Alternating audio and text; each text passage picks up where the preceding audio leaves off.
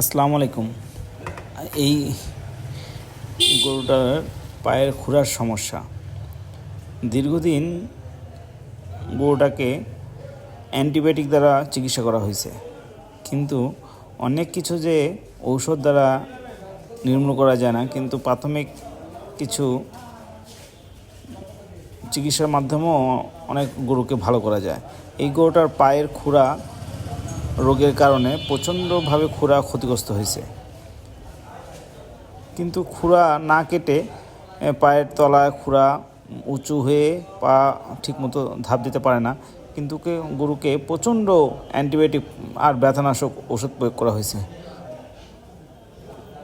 তার দীর্ঘদিন ওষুধ প্রয়োগ করার পরে গরুটাকে পরে ইউনুস স্যারের শরণাপন্ন হলে স্যার খুরা কেটে, আপনারা ভিডিওতে দেখছেন খুরাটা কাটা হচ্ছে। খুরা কাটার পরে গরুটা অনেকটাই ভালো, যা বলা বাহুল্য। অনেক কিছু ঔষধ দ্বারা ভালো হয় না, হাতের চিকিৎসাতেও অনেক কিছু ভালো হয়ে যায়। সবাই গরুটার জন্য দোয়া করবেন।